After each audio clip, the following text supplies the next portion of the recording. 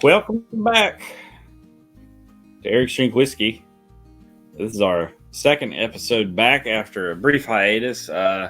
We've forgot how to do this show to the point that we're not even drinking whiskey right now.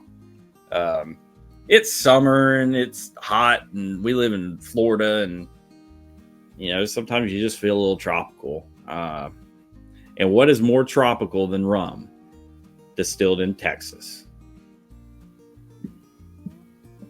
So, Corpus Christi. I thought that was a lot funnier than it turned out to be. Anyway, I mean, we are the squalls are on the Gulf Stream. Yeah, we are drinking rum. Particularly, we are drinking Balcones Texas pot-distilled rum. I mean, before we let our North Georgia and South Georgia come out, how is that actually supposed to be pronounced? Oh, I think Balcones is pretty close. I think it is too, but I don't want to. Always feel Southern as soon as, hey, you ever had that Balcones whiskey? I mean, it's not balconies. I know that.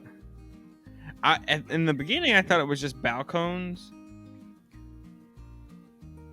But with it being from Texas, it actually could be Balcones. I don't know. How do you pronounce? Whose idea was the Balcones? Pronouncenames.com. Balcones. Yeah. Balcones. Balcones. All right, so we figured we're saying it right.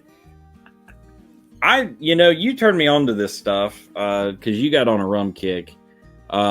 This is made from molasses. No, I'm sorry, molasses. That's what I used to get rid of my. That's what I used to get rid of my warts. Molasses. So as most rum is, it's distilled from molasses. They use copper pot stills. They use their own cooperages, toast profiles.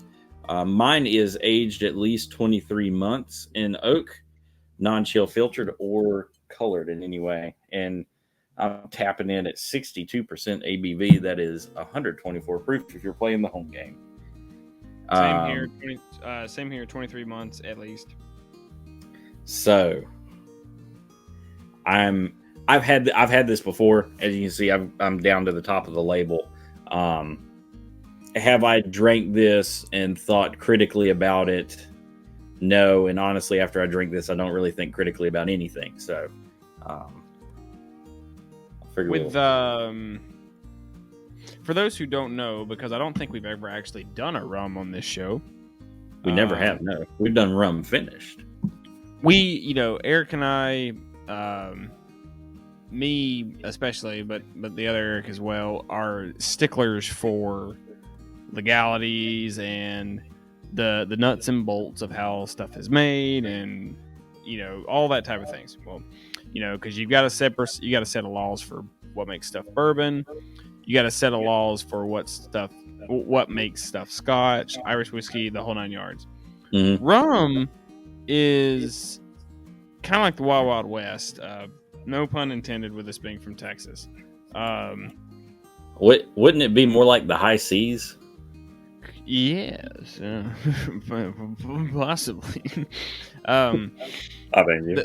The thing with rum is that any country has their own rum, and we import from basically everywhere. I mean, even Cuba. Hell, we still get a Havana Club, I think.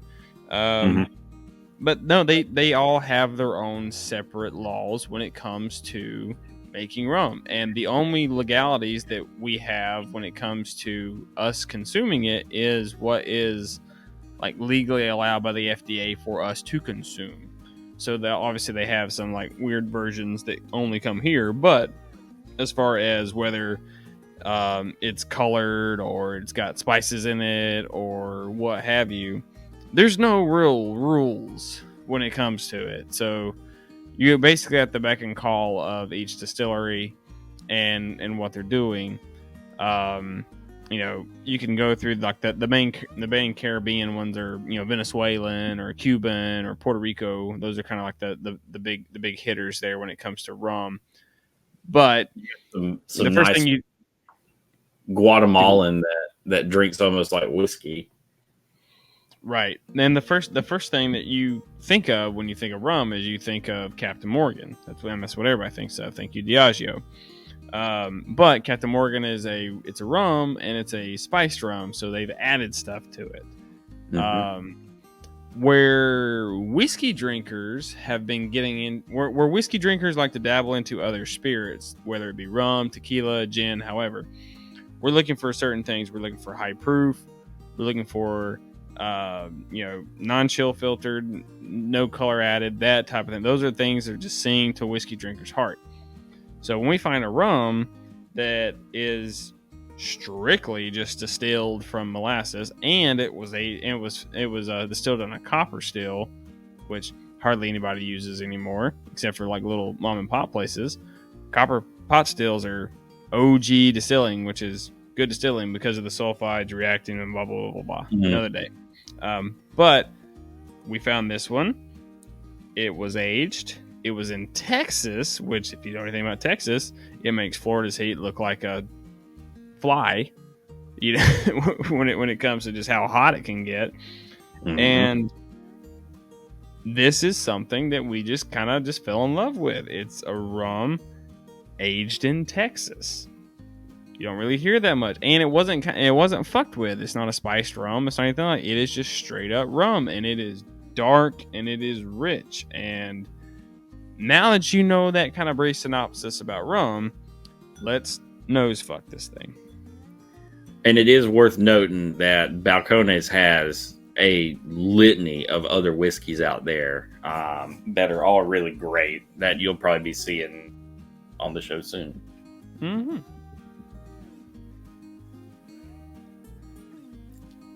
It almost smells like blackberry brandy. Like it's mine. I get really strong blackberry. Yeah. It's like that. It's like the syrup at like Cracker Barrel. Just kind of like that. It's not. It's like a blackberry port almost, and I think a lot of that twang comes from the copper, that copper pot still. They said that was one of the big things with Heaven Hill with the pre-fire whiskeys, was the pre-fire stuff was distilled with a copper pot still, and then whenever they rebuilt everything, they started using stainless. And it's a different flavor. It's like sorry, go ahead. Right. It's like when you talk to just like old school moonshiners, copper stills give you a better quality product, but it is way more difficult to get to that quality product. Stainless steel gives you a drinkable product consistently, but what most folks do is the still itself will be stainless, and then the neck will be copper, and then that still gives you that chemical reaction to pull that sulfur out of the distillate. Right. I finally get now that kind of traditional, that rum smell. Yeah. I dabble in blackstrap molasses a lot, and this is just, oh man, just the nose on it is so good. It almost, it's kind of like the those like edible arrangements, the rotten the fruit chocolate dip, like the chocolate dip strawberries and stuff. It's like if somebody left that out for a day, and the strawberry starts to like turn inside of the chocolate, just like a little over sugary. That's the kind of a. It smells like the syrup from a freezer pop. Yeah. Now let's drink it. Slancha.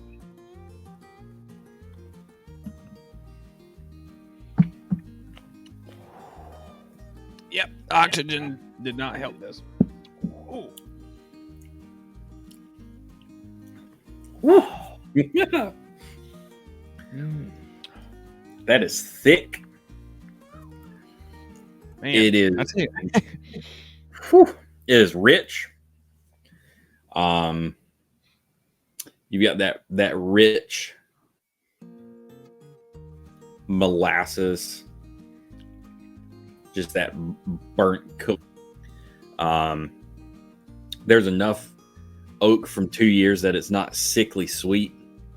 You don't get that Bacardi kind of mouthfeel that feels like college. it just like spiced rum is just if it tastes like sugar, it is. Yeah. You know, it's that's the best way I can explain. Distilled spirits aren't sweet. So if it's sweet, somebody's added some sugar to it. Right. There should be sweet qualities, but that should not be the overwhelming characteristic of the spirit.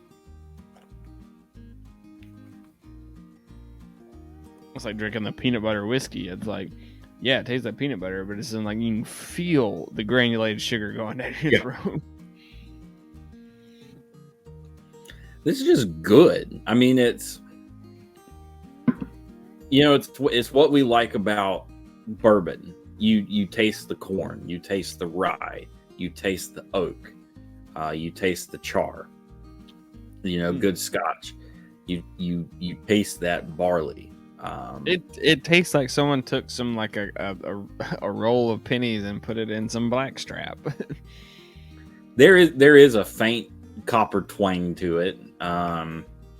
Maybe that's not copper. Maybe it's just not. Maybe I'm just thinking of a twang. But there is a funk about this that I like. Yeah, but it's just damn good. I mean, it's a little hot to sip. I've had this bottle longer than you have had yours, and I'm about like 60% of this bottle left, and this thing still has a punch. Yeah, like intense. I went to when I was in New Orleans. I went to the Sazerac house, which of course is Mecca for people who fondle themselves over Buffalo Trace. But so the Sazerac house is not like a distillery. Like they do some distilling there, I think mainly for the bitters. But it's actually a history of like cocktails in the New Orleans area. And of course, one of the famous New Orleans cocktails is the Hurricane. But the original version of the Hurricane and the Sazerac, yeah. It's not what this. That's a different story. Right. But so the original Hurricane was just lemon juice, passion fruit syrup, and rum. It wasn't this fruity, orange juicy, pineapple juicy mess. So I came back inspired and made my own passion fruit syrup and recreated that Hurricane. And it got a wild hair, and I was like, I wonder what this would taste like with the Balcones in it. Answer: very good. As a Hurricane fan myself, I will try that. because that thick brown sugary molasses sweet just like evens out that lemon juice. So good. It's always one of those things that I never understood with the cocktail culture of like, I'm gonna make that into a mixer. I was like, well, I enjoy my cocktails, so I don't want to use shitty whiskey for my cocktail. I'm going to use decent whiskey because I want to drink the whiskey. I always like to quote Julian Van Winkle. He's like, "Hey, the better the whiskey, the better the cocktail." That's the right. I mean, nobody's going to make a hot toddy with 23-year-old Elijah Craig, but you could.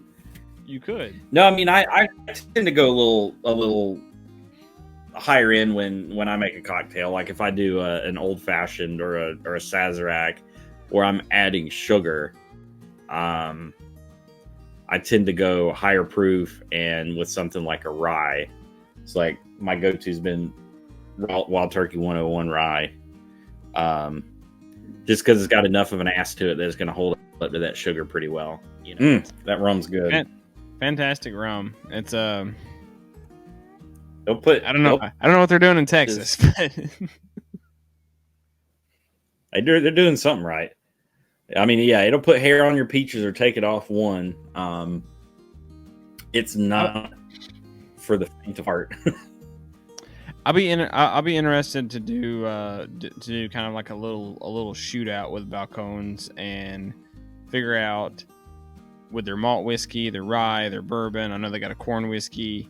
They got a rum, and just kind of dive through the Texas aging of those particular spirits and see which one that they do the best. So I had the opportunity. I had one of the Flaviar. I had a subscription to them for a while, and one of the samples, the flights I got was Balcones. It was all Balcones. It was the blue corn, the single malt, the rye, and there's one other one. It may have been just their pot-distilled bourbon. And I love the rye the most out of all of them. They use it's 100% rye mash bill. One of the real unique ones is a chocolate malted rye that's a part of that.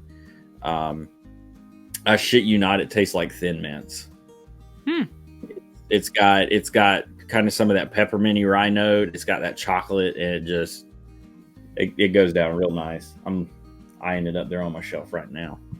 But no, that's should I think that's definitely worth doing in a future episode, because I think you'll enjoy some of those. The single malt's really good. Well, this has been fun when we weren't drinking whiskey, but we were drinking something. Especially this summer. Maybe this is the summer that you too dabble in the rum.